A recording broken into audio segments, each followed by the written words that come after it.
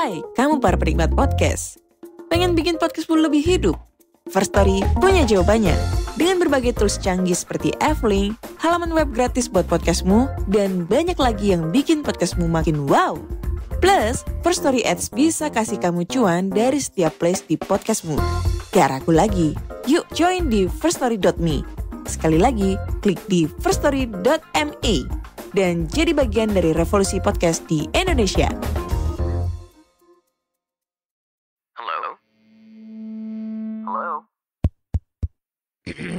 Podcast Network Asia.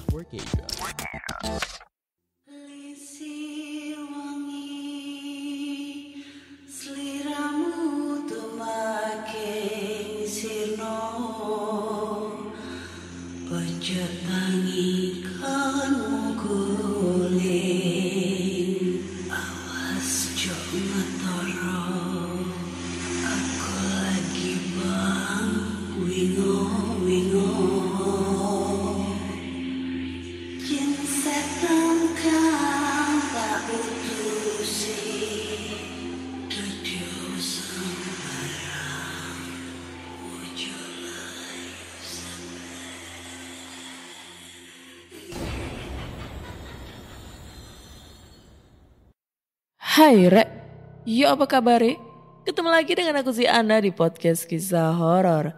Di episode kali ini aku akan bacakan cerita horor ataupun email berhantu yang sudah dikirimkan teman-teman melalui podcastkisahhoror@gmail.com atau DM Instagram podcast kisah horor serta Google Form yang linknya tersedia di bio Instagram podcast kisah horor.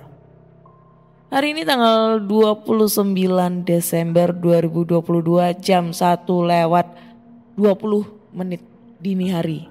Dan kurang 2 hari lagi kita bakal ngerayain pergantian tahun di 2023. Nah, di tahun 2023 ini kalian mungkin udah ada planning apa nih? Kalau aku pengennya nikah tapi nggak tahu nikah apa enggak ya. Ya doain nikah dong. Nikah sama siapa? Ya nggak tahu dong. Ya doain aja gitu.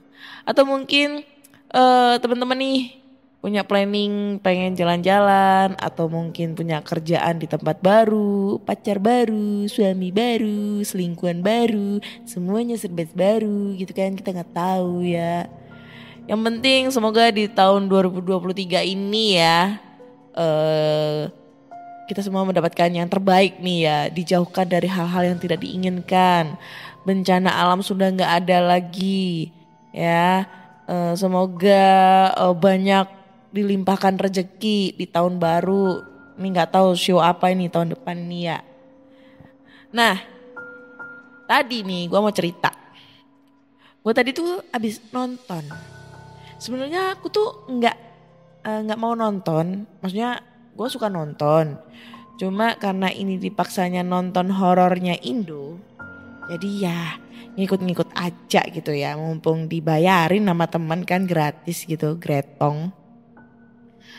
Nah kebetulan nontonnya tuh horornya Indo, judulnya adalah Horin.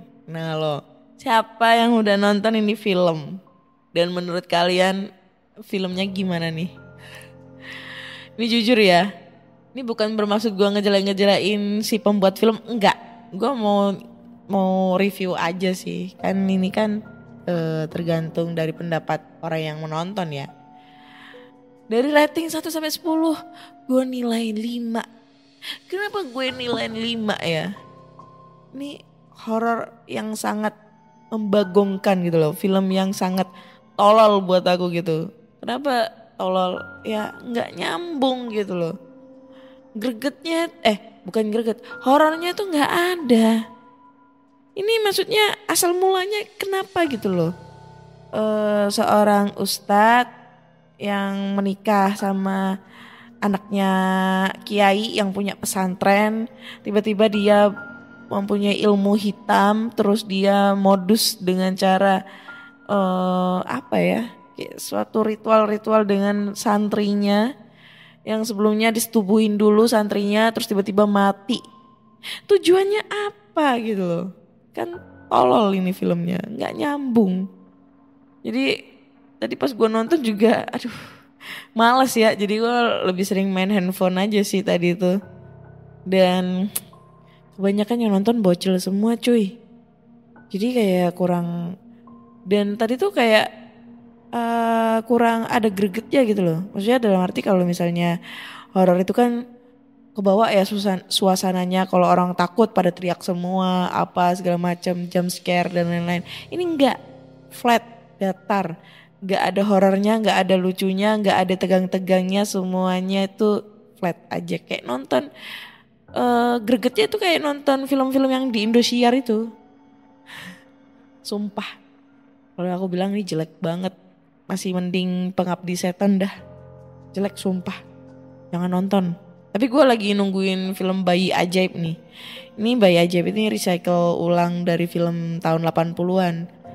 Yang jelas ini punyanya Joko Anwar nih ya, yang ngeproduserin nih sutradaranya.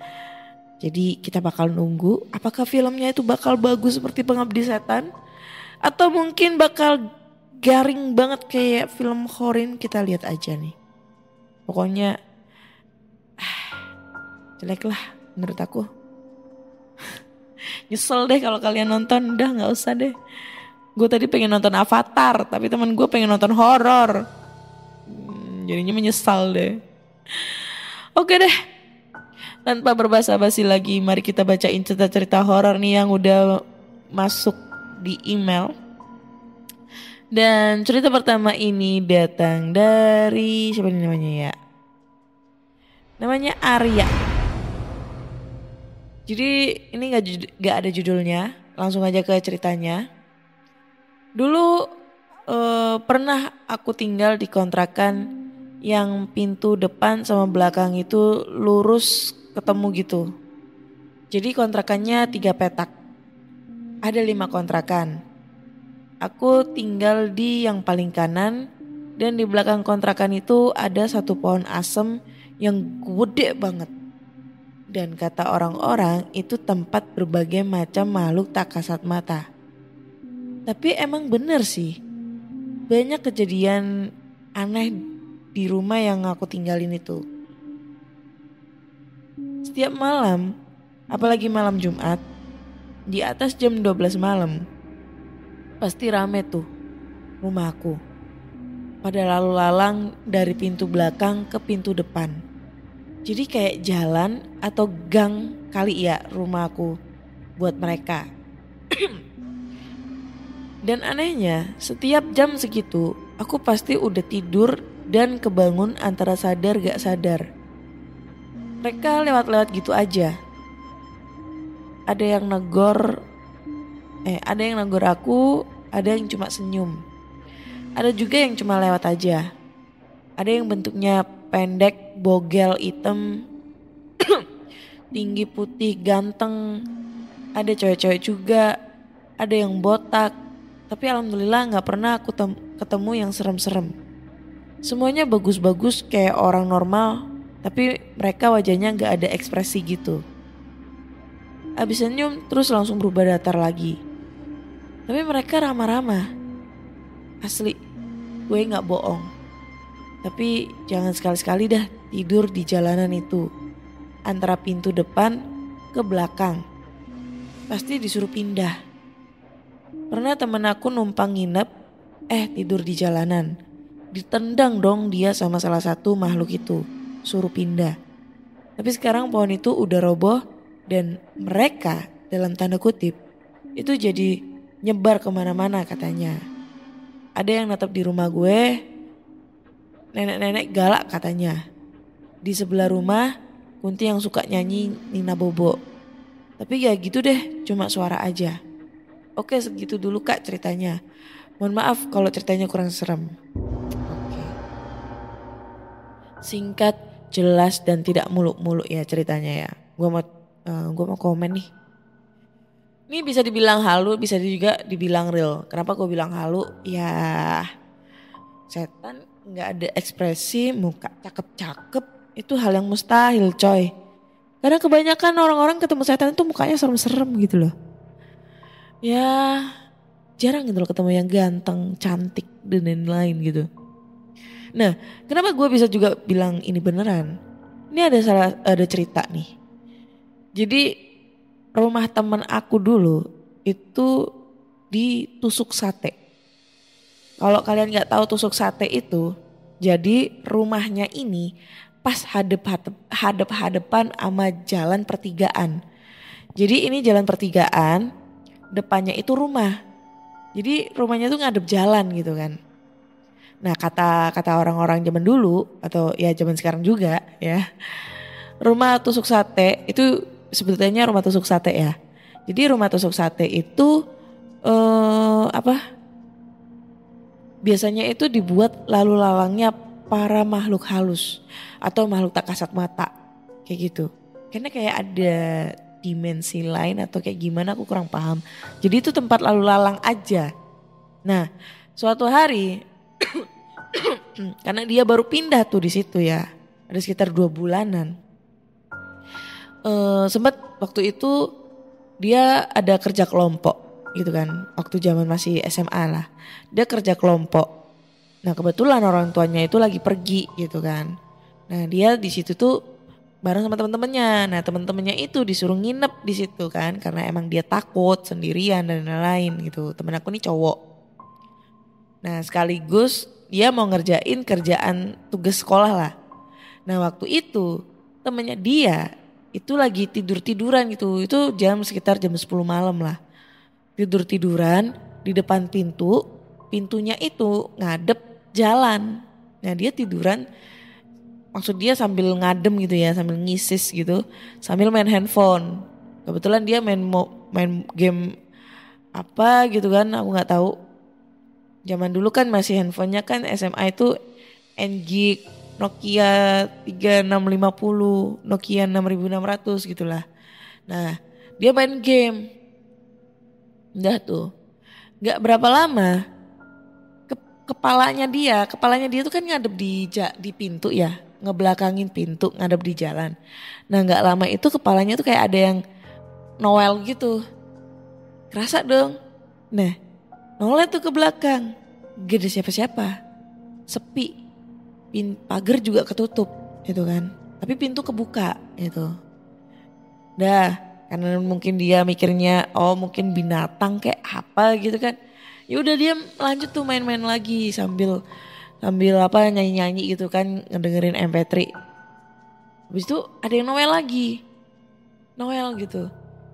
Dilihat lagi, kayak ada. Oke, kedua dia masih berpikiran positif.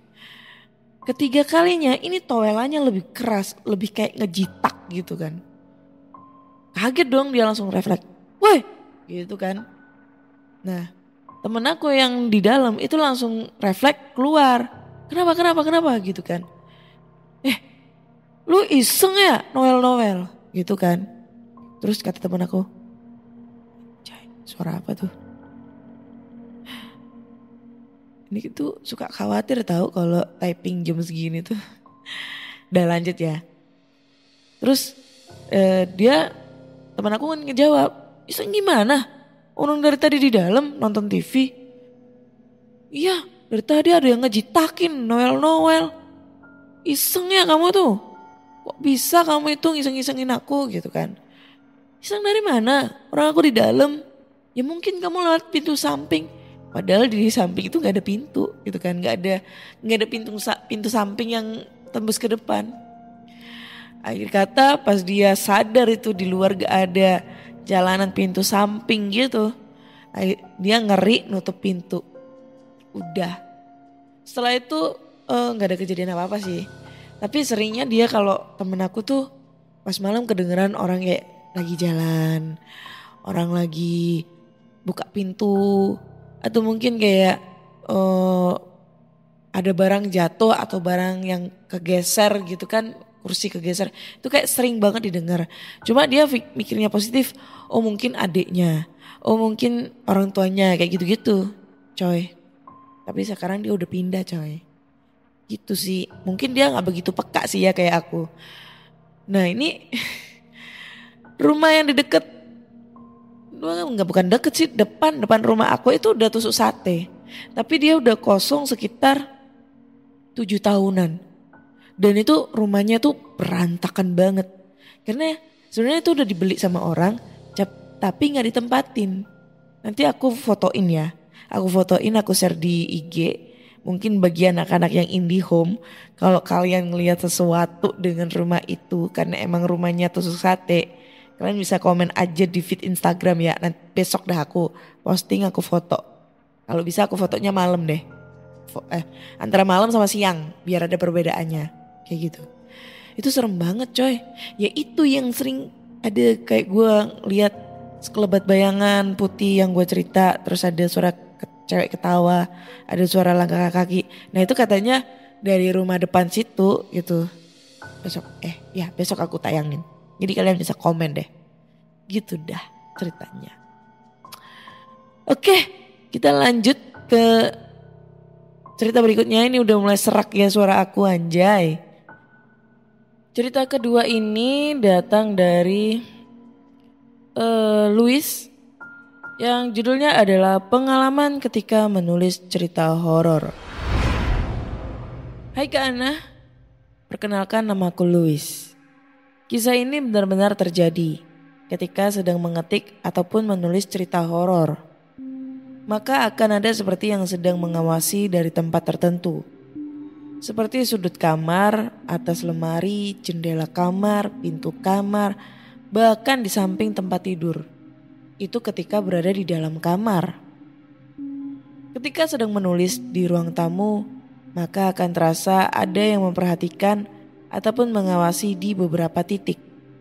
Seperti sudut ruangan, di belakang sofa, di belakang televisi, di atas loteng, di balik pintu, dan jendela ruang tamu. Bahkan beberapa kali kaget luar biasa ketika terbangun dari tidur dan hari masih gelap. Ketika membuka mata dan setengah sadar, maka akan terlihat bayangan hitam tinggi besar dengan mata merahnya berdiri di samping tempat tidur. Entah benar atau tidak, itu akan terjadi ketika hanya menulis cerita horor. Apalagi cerita yang diangkat terinspirasi dari kisah nyata. Seakan beberapa dari mereka tahu apa yang kita pikirkan dan yang akan kita tulis. Walaupun suka menulis cerita bergenre horor, seram, dan mistis, terkadang rasa takut muncul di waktu sedang menulis ceritanya. Hawa di sekitar terkadang terasa panas, padahal malam itu dingin disertai hujan. Ada juga kejadian yang bikin merinding, yaitu tiba-tiba tengah malam tercium bau bunga yang sangat wangi dan menusuk hidung. Padahal di sekitar rumah tidak ada tanaman bunga yang bau wangi seperti itu. Terkadang bau kabel terbakar tercium dari belakang rumah. Padahal di belakang rumah tidak ada sampah. Yang ada hanya hamparan sawah yang luas dan beberapa kebun warga setempat. Anehnya ketika saya mencari tahu di pagi harinya, tidak ada apapun yang terjadi di sekitar rumah. Bau-bau aneh tersebut hanya ada ketika menulis cerita horor, jika sedang tidak menulis cerita horor atau hanya menulis cerita biasa. Maka tidak ada kejadian aneh yang terjadi. Ada kejadian pada suatu malam, saya sedang asik mengetik cerita horor, tanpa terasa hari sudah semakin larut. Udah, itu aja ceritanya. Halah, masih nulis cerita horor. Nih, ngebacain cerita horor tiap tengah malam. Gimana suasananya? Tambah horor tahu. Ini aja tadi kedengar suara-suara. Tapi kan biasa, itu kan kita halu gitu kan. Halunya kenapa? Ya karena terbawa suasana ini ya. Suasana horornya, kita kan bercerita horor. Biasanya sih orang-orang bilang sih ya, kalau kita sedang, misalnya nih kalian lagi ngumpul-ngumpul tengah malam, terus tiba-tiba cerita horor nih. Nah, orang yang diceritain ini, makhluk yang diceritain ini, misalnya lagi cerita ketemu sosok kuntilanak. Nah, sosok kuntilanak ini bakal muncul. Ya kadang muncul kadang enggak gitu kan. Kenapa kok bisa gitu? Karena kayak dia tuh ngerasa kayak lu ngomongin gue, lu manggil gue. Jadi yang ngerasa kepanggil aja, terus dia nunjukin gitu kalau yang kalian omongin tuh ada di sini loh gitu. Itu hal yang wajar gitu loh kalau kita bersugesti. Kalau misalnya kita bercerita horor ataupun menulis cerita horor, pasti kita sugestinya itu ada yang ngawasin, ada yang begini, ada yang begitu. Apalagi kalau habis nonton film horor sendirian di kamar. Ya pasti kita kan sugestinya yang horor-horor juga gitu loh. Tapi cerita lo gak greget coy. Tapi terima kasih ya Luis untuk ceritanya. Berhubung ceritanya kurang greget nih guys, mari kita tambah satu cerita lagi. Dan mudah-mudahan cerita yang terakhir ini greget ya.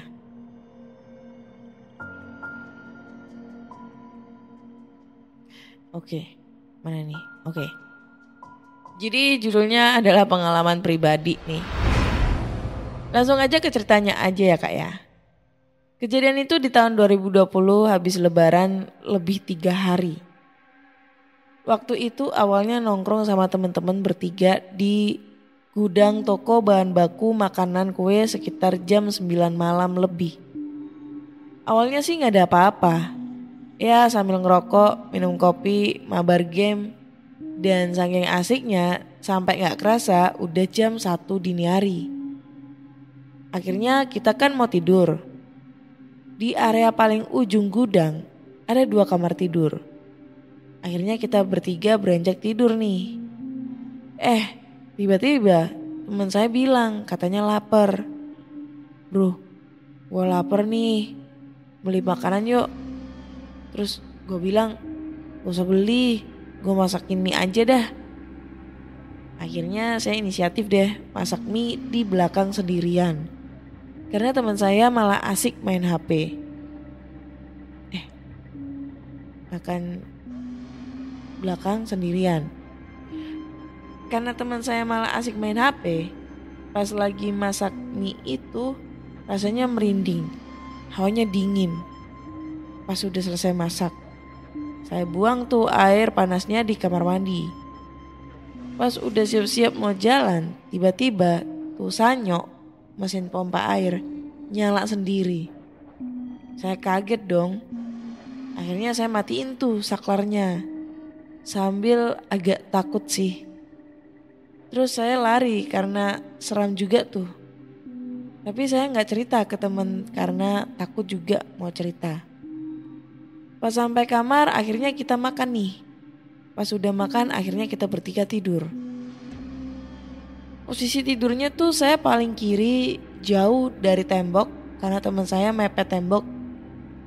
Di kanan ada jendela kaca juga di tembok sebelah kanan.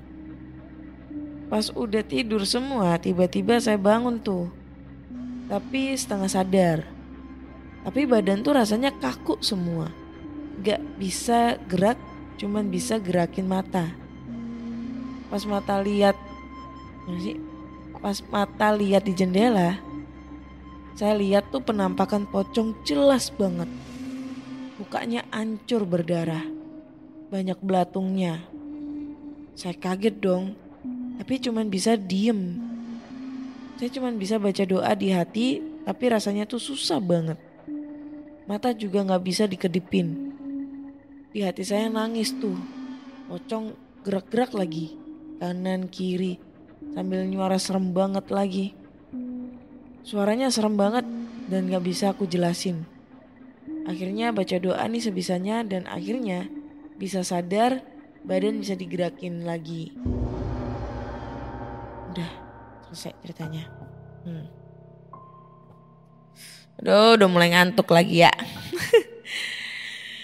Ngantuknya nih karena ceritanya ceritanya gak serem-serem.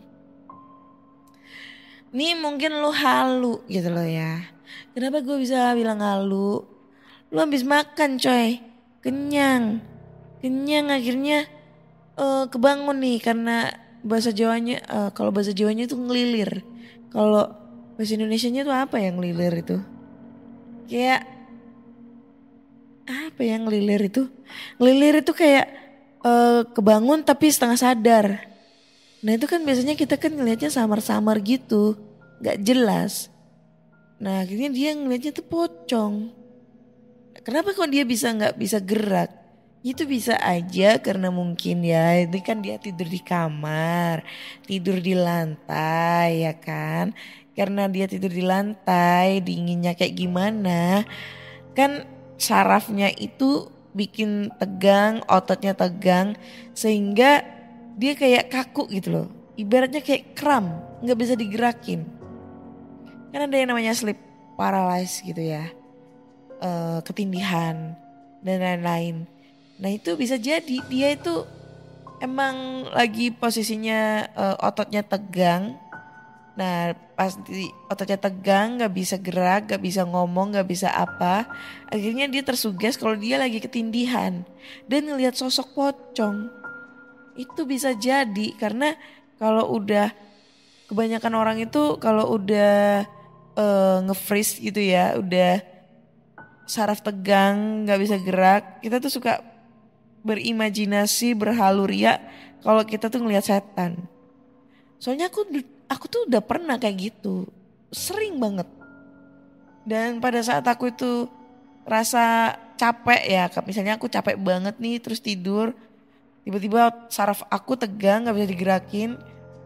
Padahal itu madep tembok ya. Pokoknya seluruh badan itu gak bisa digerakin, kayak kram banget gitu. Nah itu aku selalu kayak berimajinasi kalau ada sosok yang lagi nindihin aku. Ya gitu. Itu udah sering banget coy. Jadi bisa jadi dia itu halu karena kecapean, kekenyangan juga, tidur di lantai, akhirnya otot-ototnya itu tegang semua gitu, kaku. Gitu guys. Mungkin teman-teman nih ada pengalaman sarafnya tegang. Sarafnya tegang, apanya tuh yang tegang? Udah malam mikirnya aneh-aneh.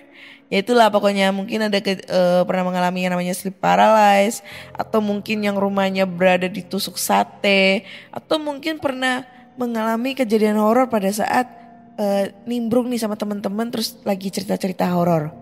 Nah kalian bisa langsung aja kirim cerita kalian ke podcastkisahhoror@gmail.com ataupun DM Instagram Podcast Kisah Horor serta Google Form yang linknya tersedia di bio Instagram Podcast Kisah Horor. Dan jangan lupa dengerin Podcast Kisah Horor di Spotify, Google Podcast, Apple Podcast, serta di Noise, Pogo, dan Reso. Ya banyak banget sekarang platform buat podcast nih untuk kalian dengerin. Jangan lupa juga kasih bintang 5 nih untuk Podcast Kisah Horor di Spotify agar kalian bisa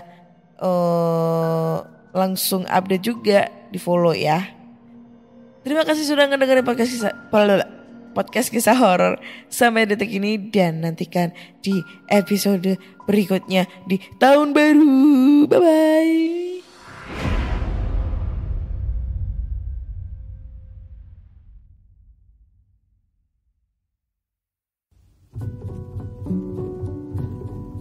Pandangan dan opini yang disampaikan oleh kreator podcast, host, dan tamu tidak mencerminkan kebijakan resmi dan bagian dari Podcast Network Asia. Setiap konten yang disampaikan mereka di dalam podcast adalah opini mereka sendiri dan tidak bermaksud untuk merugikan agama, grup etnik, perkumpulan, organisasi, perusahaan, perorangan, atau siapapun dan apapun.